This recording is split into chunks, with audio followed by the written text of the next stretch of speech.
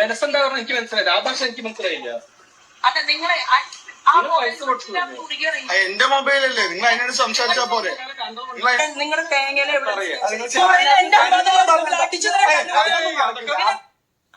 അടിച്ച് നിന്റെ കരണക്കുട്ടി പൊട്ടിക്കും. ഏതൊരു ശാഖയിലത്തെ ഒരു പയ്യനോട് പറയുകയാണെന്ന് വിചാരിച്ചിട്ടാണ് പാലക്കാട്ടത്തെ കോൺഗ്രസ്സുകാരോട് ഈ ഒരു പാവം സ്ത്രീ സംസാരിക്കാൻ പോയത്. സംസാരിക്കുന്ന നമ്മുടെ ശോഭ സുരേന്ദ്രനാണ്.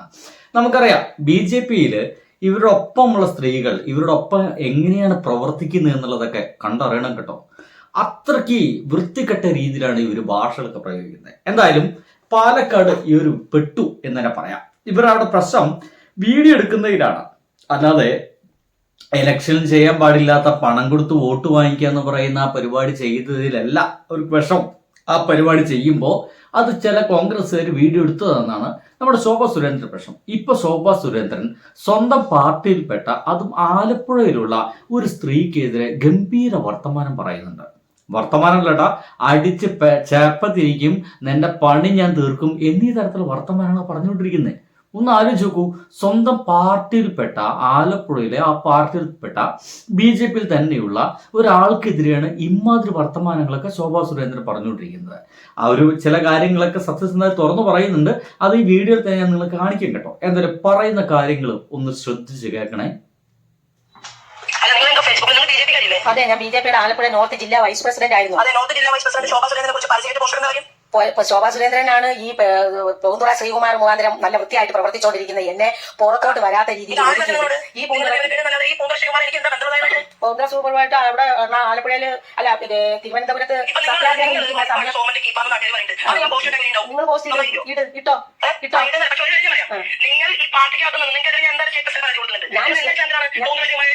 പൂന്തുറ ശ്രീകുമാറിന് ഇവിടെ 2-3 ഹരിനാരായണനും അതുപോലെ തന്നെ കണ്ണനും ഇവരും ഒക്കെ ആയിട്ട് ചേർന്ന് ആ അഭിമുഖം എന്നാ അശ്വതി അഭിമുഖം ഇവരൊക്കെ കൂടെ ചേർന്ന് നല്ല മര്യാദയ്ക്ക് നല്ല വൃത്തിയായിട്ട് പ്രസംഗിച്ച് പറഞ്ഞ് സംസാരിച്ച് വന്ന എന്നെ ഒതുക്കിയത് ഞാൻ ഡൽഹിയിലോട്ട്. ഇവിടെ വിഷയം എന്ന് വെച്ച് കഴിഞ്ഞാൽ ആ സംസാരിച്ചുകൊണ്ടിരിക്കുന്ന സ്ത്രീയുടെ പേര് ബിന്ദു വിനയകുമാർ എന്നാണ്. ആ ബിന്ദു വിനയകുമാർ ആലപ്പുഴയിലെ BJP-യുടെ എന്തൊരു വലിയ സംഭവമാണ്. അപ്പൊ ആ ഒരു വലിയ സംഭവത്തെ ഒതുക്കി എന്നുള്ളതാണ് അവരുടെ ഒരു വലിയ വിഷമം. അതായത് പാർട്ടിയിൽ ഇങ്ങനെ ഉയർന്നു വരുമ്പോൾ ശോഭാ സുരേന്ദ്രൻ അവരെ ഒതുക്കി കളഞ്ഞു. പിന്നീട് ശോഭാ സുരേന്ദ്രൻ ലൈംലൈറ്റിലേക്ക് വന്നു എന്ന പ്രശ്നമാണ്. ഇതിന്റെ ഭാഗമായിട്ടാണ് കഴിഞ്ഞ ദിവസം നമ്മുടെ ബിന്ദു വിനയകുമാർ എന്ന് പറയുന്ന അവർ ഒരു പോസ്റ്റ് ഇട്ടു. ശോഭാ സുരേന്ദ്രൻ പച്ചവെള്ളം ചവച്ചു കുടിക്കുന്ന പാവമല്ല, നല്ല വിളഞ്ഞ വിത്താണ്. സ്വന്തമായി പക്ഷം ഉണ്ടാക്കാനുള്ള ശ്രമത്തിൽ ആലപ്പുഴ നോർത്ത് ജില്ലയിലെ പക്വതയുള്ള വനിതകളെ സ്ഥാനത്ത് നിന്നും സ്വന്തം പക്ഷത്തെ തിരുവനന്തപുരം ഗുണ്ടയും BJP സ്റ്റേറ്റ് സെക്രട്ടറിയുമായ പൂന്തുറ ശിവകുമാറിന്റെ സഹായത്താൽ സ്ഥാനത്തു നിന്ന് മാറ്റി ശബരിമല സ്ത്രീ പ്രവേശന വിഷയത്തിൽ സെക്രട്ടേറിയറ്റിൽ നിരാഹാരം കിടക്കുമ്പോൾ ശോഭയ്ക്ക് പ്രോട്ടീൻ പൗഡർ കലക്കിയ വെള്ളവുമായി വെളുപ്പിനെ നിരാഹാര പന്തലിൽ എത്തിയിരുന്ന വിശ്വസ്തനായിരുന്നു പൂന്തുറ എന്നൊക്കെ പറഞ്ഞുകൊണ്ട്, സത്യം പറഞ്ഞു കഴിഞ്ഞാൽ നമ്മുടെ ഈ സ്ത്രീക്ക്, അതായത് ശോഭാ സുരേന്ദ്രൻ എന്തൊക്കെയോ ഇല്ലീഗൽ ബന്ധങ്ങൾ ഉണ്ട് എന്നൊക്കെ ആളുകൾ വായിച്ചാൽ സംശയം തോന്നുന്ന രീതിയിലാണ് ഈ ഒരു എഴുത്തൊക്കെ എഴുതി വെച്ചിരിക്കുന്നത്. അതിന്റെ ഭാഗമായിട്ടാണ് നമ്മുടെ ശോഭാ സുരേന്ദ്രൻ ഈ ഒരു സ്ത്രീയെ വിളിക്കുന്നതും. ഇനി കേൾക്കാൻ പോകുന്നതൊക്കെ തൊട്ടടുത്ത് കുറെ അല്പം ആണ്, സൂക്ഷിക്കുക.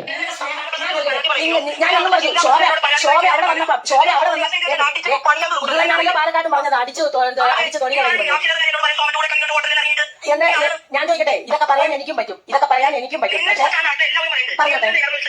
പറഞ്ഞോട്ടെ. അതിനെ എതിർക്കാനായിട്ട് എതിർക്കേണ്ട സമയത്ത് എതിർക്കേണ്ട പോലെ ഞാൻ ശോഭ മര്യാദയ്ക്ക് പറയണമെന്നാണെങ്കിൽ എന്റെ കാര്യം കേൾക്കണം. അന്ന് അവിടെ വന്നപ്പോഴും ഞാൻ പറഞ്ഞ ഓഫീസിനകത്തിരിക്കുന്ന സെക്രട്ടറി എന്ന് പറയുന്ന കൊച്ചിനെ ആ ശ്രീകുട്ടൻ ആ കൊച്ചിനെ ഉപദ്രവിക്കത്തക്ക രീതിയിലുള്ള കാര്യങ്ങൾ ചെയ്തു. ആ ഓഫീസിലെ ശ്രീകുട്ടൻ, അത് നിങ്ങൾക്കറിയാം. നിങ്ങളോട് എങ്ങനെയൊക്കെ ഉണ്ട്. ഏതോ ഒരു ശ്രീകുട്ടൻ ഏതോ ഒരു BJP ഓഫീസിലെ ഏതോ ഒരു പെൺകുട്ടിയെ എന്തോ ഉപദ്രവിക്കുന്ന രീതിയിൽ എന്തൊക്കെ ചെയ്തു, അതൊക്കെ ശോഭാ സുരേന്ദ്രൻ അറിയാം. അതൊക്കെ ശോഭാ സുരേന്ദ്രൻ അങ്ങോട്ട് ഒതുക്കി തീർത്തു എന്ന രീതിയിലാണ് ഇപ്പോൾ സംസാരം നടക്കുന്നത്. കൊച്ചിനോട് പറഞ്ഞോ, ആലപ്പുഴ ജില്ലയിൽ ഇഷ്ടം പോലെ വന്നിട്ടുണ്ട്.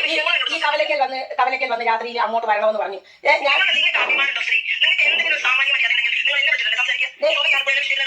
ഇപ്പൊ കേക്ക് അപ്പൊ ഇത്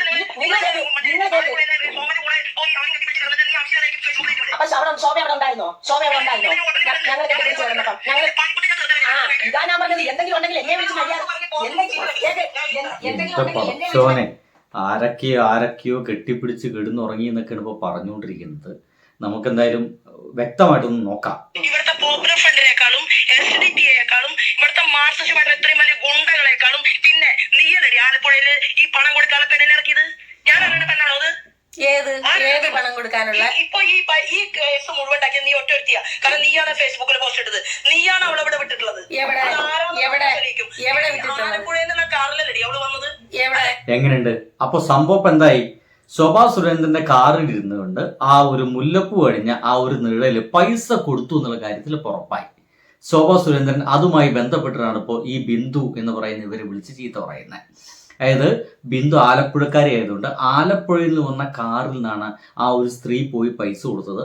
അത് ശോഭാ സുരേന്ദ്രന്റെ കൊടുക്കാൻ വേണ്ടിയിട്ടുള്ള ഒരു നാടകമാണ് എന്നാണ് ഇപ്പോൾ ശോഭാ സുരേന്ദ്രൻ പറഞ്ഞിരിക്കുന്നത്. അപ്പൊ പണം കൊടുത്തിട്ടുണ്ട്. എന്റെ ശോഭ, ഞാൻ കോടതി കേട്ടിട്ടില്ലെങ്കിൽ ഈ ആവശ്യമില്ലാത്ത കാര്യം ഒന്നും പറയണ്ട ശോഭ.